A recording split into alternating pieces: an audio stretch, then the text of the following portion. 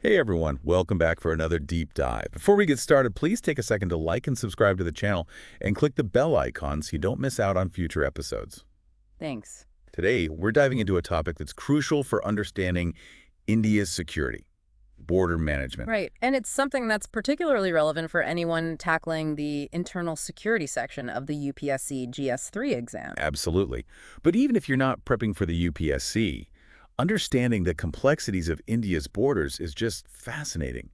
I mean, think about it. We're talking over 15,000 kilometers of land borders with 7 different countries. Plus, don't forget the coastline. Over 7,500 kilometers of it. Oh yeah, that's a whole other dimension of security we'll get into. Absolutely. We've got a ton of reports, articles, and even first-hand accounts to help us unpack this, so buckle up. It's going to be a wild ride. Yeah. When you really think about India's borders, you realize they're not just lines on a map. It's about people, trade, and unfortunately, all sorts of illegal activities. Exactly. They're gateways, for better or for worse. And those challenges are as diverse as India itself. You've got the Himalayas up north, The dense jungles of the Northeast. and even the vast stretches of the Thar Desert. Each border has its own unique set of vulnerabilities, requiring a tailored approach to security. So it's not just about building walls and fences. Not at all. You have to consider the history, the geography, the cultural context of each region. It's complex. Speaking of complex, what about the India-Bangladesh border? That one always stands out. Yeah, that's one for the books. I mean, you've got enclaves and adverse possessions. Hold on. Enclaves and what some of our listeners might not be familiar with those terms. Oh, right. Good point. Imagine a jigsaw puzzle where some pieces ended up in the wrong box. That's essentially what we're talking about. So little bits of territory that ended up on the wrong side of the border during partition. Precisely. It creates a real headache for managing the border. Smuggling, illegal migration, you name it. Wow, okay, I see how that would be a nightmare. So it's not just about the physical terrain, it's about these historical quirks that create vulnerabilities. Exactly. And then you add the human element into the mix, and things get even more complicated. Like with the open border between India and Nepal. Yeah. It was meant to foster goodwill and people-to-people ties. Which is a beautiful idea. It is, but it's also been exploited for smuggling, trafficking, even insurgent activity. So another double-edged sword. You could say that. It highlights the fact that border security isn't just about preventing physical intrusion. It's about regulating the flow of goods, people, and ideas. Absolutely. And sometimes even the most well-intentioned policies can have unintended consequences. Okay, so we're talking physical barriers, historical quirks, and even the human factor. This is getting pretty intense. And we haven't even touched upon international relations yet. Speaking of which, let's talk China. Things have been a bit tense there recently, haven't they? That's an understatement. The India-China border is arguably India's most sensitive and strategically important one. Okay, give me the rundown. What exactly happened to cause this spike in tensions? Well, the tensions go way back to the disputed McMahon Line, a boundary drawn by the British that China never fully accepted. Right, I remember reading about that. But what about the more recent events? The 2017 Doklam standoff really brought the tensions to a head. Doklam. Refresh my memory. What was that all about? Doklam's this plateau claimed by both China and Bhutan, Got it. but it overlooks a narrow strip of land that connects India's northeastern states to the rest of the country. It's strategically vital. Okay, I see. So when China started building a road in the area, India saw it as a direct threat and sent troops to stop the construction. Wow, so things got really heated. For weeks, both sides were locked in a tense standoff. They eventually withdrew, but the incident served as a wake-up call. It highlighted China's growing assertiveness in the region. Right, so the historical baggage of the McMahon Line, coupled with the recent events, makes this a really volatile border. You could say that. And it's not just Doklam. China's been rapidly developing infrastructure in the region, roads, railways, airfields. Which gives them a strategic advantage. Absolutely. And raises questions about their long-term intentions. So, classic geopolitics at play. You got it. Geography and strategy intersecting to create a very delicate situation. It's not just about military posturing, is it? There's also the issue of water. Absolutely. Water security is increasingly becoming a point of contention between India and China. How so? Well, China controls the source of many rivers that flow into India, including the Brahmaputra. Right, the Brahmaputra. They've been building dams upstream, which raises concerns in India about the potential impact on water flow downstream. That makes sense. Water is essential for everything: agriculture, drinking water, even hydropower. Any disruption could have serious consequences. Exactly. And this just adds another layer of complexity to an already complicated border. So we've got geography, history, strategic interests, and now water security all tangled up in this one border. I'm starting to see how intricate this all is. And this is just one border. Before we get too lost in the strategic weeds, I think it's important to bring it back to our listeners. Why should they care about all this? Great point. Understanding India's border security challenges isn't just about acing an exam, it's about understanding the very fabric of this nation. I like that. These borders represent the intersection of cultures, economies, even destinies, and how India manages them directly impacts the lives of millions. Absolutely.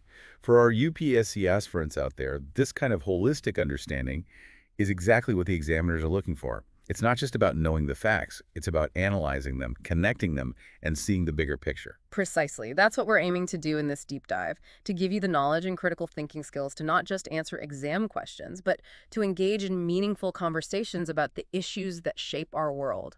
And speaking of engaging conversations, I think it's time we shift our focus to another fascinating and often overlooked dimension of India's border security, the maritime dimension. You're right. We tend to forget about the sea, but with over 7,500 kilometers of coastline, India's vulnerability to threats from that direction is significant. It's like a whole other world of challenges and considerations. Absolutely. And we've historically been a bit complacent about it, but recent events have served as a stark reminder of the potential consequences of neglecting maritime security. Like what? Give us some examples. Well, you've got the 1993 Mumbai blasts, where explosives were smuggled in through the Raigad coast. Right, a devastating attack. And then, of course, the 2008 Mumbai attacks, where terrorists literally infiltrated the city by sea. That was a turning point, wasn't it? Really exposed the gaps in our coastal security. It did. It highlighted the need for a much more comprehensive and integrated approach to maritime security. Makes sense. But it's not just about external threats from the sea, is it? No, not at all. You've also got internal challenges like smuggling, illegal fishing, even piracy in areas like the Sundarbans. It's like we're playing three-dimensional chess. Threats from the air, from the land, and now from the sea. Exactly. And to make things even more complex, you've got multiple agencies involved in coastal security. The Navy, the Coast Guard, the Marine Police. Coordinating all those efforts can be a real challenge. Okay, this is starting to feel a bit overwhelming. Are we doomed? Is there any hope for securing India's vast and complex borders? Don't worry, it's not all doom and gloom. India has been making significant strides in strengthening its border security apparatus, and in the next part of our deep dive, we'll explore some of those initiatives. All right, I'm intrigued. So for all our listeners out there, stay tuned for part 2, where we'll delve into the solutions and strategies that India is implementing to secure its borders and safeguard its future. See you soon. Welcome back to our deep dive on India's border security. I'm ready to dive back in. Last time, we really got a sense of the scale and complexity of the challenges. Definitely. It's a vast and dynamic landscape. Especially for those prepping for the UPSC GS3 exam, the internal security section can feel pretty daunting. It's true. But remember, understanding these issues is crucial for everyone, not just those taking exams. Absolutely. Okay, so last time we left off talking about the need for a more robust and multi-layered approach to security. Right. So let's shift our focus now to some of the solutions and strategies that India's been implementing. Perfect. And we talked about the role of technology, especially with the Comprehensive Integrated Border Management System, CIBM. Yeah, CIBMS. That's a mouthful, but it's been a game changer in many ways. I'm still a bit fuzzy on the details, though. What exactly makes it so smart? Think of it as a network of sensors, cameras, radar systems, all feeding real-time data to a central command center. So it's like having a digital eye constantly watching over the border. Exactly. It allows for 247 monitoring and helps security forces detect and respond to threats much more effectively. It's almost like those home security systems, but on a massive scale. A good analogy. And just like those systems, CIBMS uses a combination of technology and human oversight to provide comprehensive protection. So it's not just about replacing humans with machines. Not at all. Technology can enhance our capabilities, but at the end of the day, it's the men and women in uniform who are the backbone of border security. Makes sense. And speaking of manpower, what are some of the key forces involved in guarding India's borders?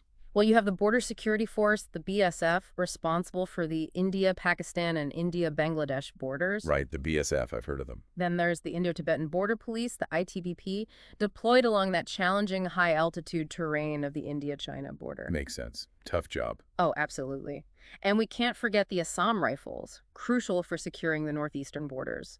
These forces are constantly training and modernizing to adapt to the evolving challenges of border security. So it's a combination of investing in both technology and the manpower. Precisely. But it's not just about the technology and the forces.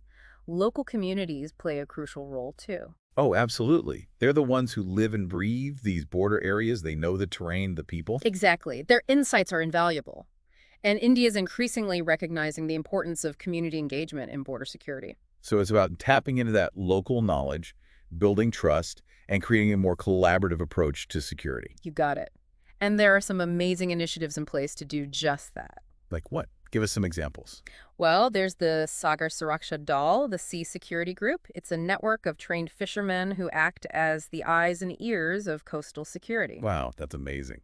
Fishermen protecting the coast. They know the waters better than anyone. They're equipped with distress alert transmitters and play a crucial role in reporting suspicious activity and assisting in rescue operations. It's such a smart way to leverage local expertise. Absolutely. And it's not just about security. India also understands the importance of development in border areas. The Border Area Development Program aims to improve infrastructure, education, healthcare in those regions. Right, so it's about addressing those root causes of insecurity, not just reacting to symptoms. You're catching on. By improving living conditions and creating opportunities in these areas, you reduce the incentives for people to engage in illegal activities. It's a win-win. Yeah. But let's get specific for a second. We talked about the India-Pakistan border being particularly sensitive. What are some of the strategies there? Given the history and the ongoing threat of terrorism, that border's heavily fortified. Think multi-layered fencing, floodlighting, regular patrolling by the BSF, plus they're using advanced surveillance tech like CIBMS. So it's about creating both physical and technological barriers. Precisely. Of course, living so close to such a heavily militarized zone can be challenging for local population. That's true. There are restrictions on movement, economic activity can be affected, it can create a lot of tension. Absolutely. India is trying to mitigate these challenges with confidence-building measures like cross-border trade and cultural exchanges. Finding those opportunities for peace and cooperation, even in the most sensitive areas. It's crucial, and that applies to the India-China border too. Despite the strategic differences, both countries recognize the importance of dialogue and confidence building. So diplomacy is a key tool in India's border security toolkit. It's essential. Yeah. And there have been some real successes, like the 2015 land boundary agreement with Bangladesh. Right. Resolving that long-standing dispute really paved the way for greater cooperation on security and development. It shows that addressing those underlying tensions can create a more conducive environment for collaboration. And India is also actively participating in regional forums like SARC and BIMSTEC. I've heard of SARC, but what's BIMSTEC? It stands for the Bay of Bengal Initiative for Multi-Sectoral Technical and Economic Cooperation. Okay, that's a mouthful. It's all about fostering regional cooperation and addressing shared security challenges. So it's clear that India is taking a multi-pronged approach. But are there areas where things could be improved? One area that needs constant attention is coordination between different security agencies. Right, because too many cooks in the kitchen can create confusion and inefficiency. Exactly. With so many players involved, the army, the paramilitary forces, intelligence agencies, local police, seamless communication is key. Makes sense. And then there's the challenge of keeping up with technology. Absolutely. The world of border security is constantly evolving, and India needs to invest in research and development to stay ahead of the curve. So it's about being proactive, not reactive. Spot on. We need to move away from just reacting to threats towards a more proactive, preventative strategy, anticipating those storm clouds before they gather. I like that. So what are the key ingredients for a proactive border security strategy? Well, it starts with strong intelligence gathering and analysis, being able to identify potential threats early on and develop strategies to mitigate them. Like having a good early warning system. Exactly. And it also involves building strong partnerships with neighboring countries, international organizations, even the private sector. Okay, I'm starting to see the big picture here. It's about a multi-layered, multi-dimensional approach. Combining technology, manpower, diplomacy, development, community engagement. And always adapting, always evolving to meet new challenges. Well, I think this gives us a really good foundation for understanding the complexities of India's border security, but there's still so much more to explore.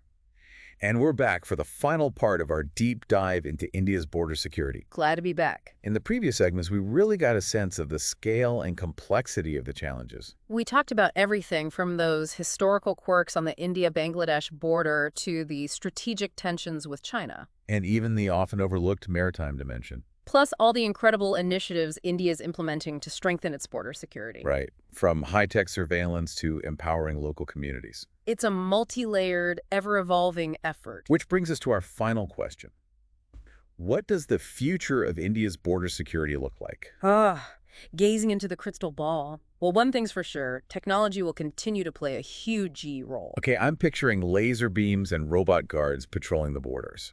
We might not be there just yet, but some of the advancements are pretty mind-blowing. We already talked about CIBMS. Right, that comprehensive system with sensors and cameras and all that. But that's just the tip of the iceberg. Artificial intelligence, AI, is going to be a major player in the coming years. AI, so like computers making decisions about border security. Not exactly making decisions, but analyzing vast amounts of data to help us predict and prevent threats.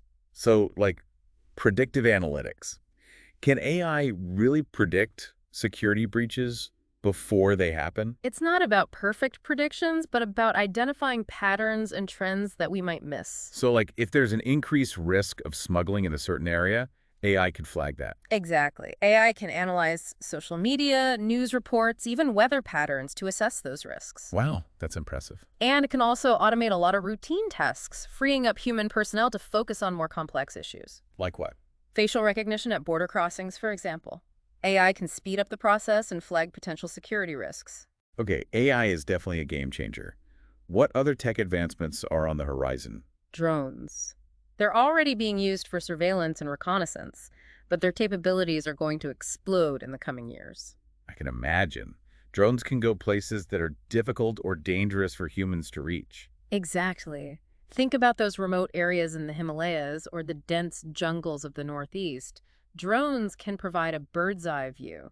And they can be equipped with all sorts of high-tech sensors and cameras. Absolutely. High-resolution cameras, thermal imaging, even the ability to detect chemical or biological weapons. Okay, now I'm starting to get a little scared. Swarms of weaponized drones patrolling the borders. That sounds like something out of a sci-fi movie. Well, we're not quite there yet, but the potential is there. And drones can also be used for rapid response. So if there's an incident, a drone can be deployed quickly to assess the situation. Exactly. It can provide real-time intelligence to support ground forces. It's all about speed and agility. I can see how that would be a game changer in a crisis situation. But all this technology must be incredibly expensive. It's a valid concern, but technology is becoming more affordable, and the potential cost savings in the long run are significant. So using drones for surveillance could actually be cheaper than sending large numbers of troops to remote areas. Exactly. And it reduces the risk to human life. That's a huge plus. But with all this talk about technology, we can't forget about the ethical implications. Absolutely. As technology advances, it's crucial to have clear guidelines and oversight to ensure it's used responsibly. We need to make sure we're using AI and drones ethically. And we need to have open discussions about the potential impact on human rights and privacy. Right, because technology is a tool, and it can be used for good or for bad. And that brings us to another crucial aspect of the future of border security: international cooperation. Because in a globalized world, threats don't respect borders. Exactly. We need to work together to tackle transnational challenges like terrorism, cybercrime, and climate change. So sharing intelligence, coordinating patrols, working together to create a more secure world for everyone. Precisely. And India is already actively engaged in various bilateral and multilateral initiatives, like joint working groups with neighboring countries. And participating in international organizations like the UN Office on Drugs and Crime. It's about recognizing that security is a shared responsibility.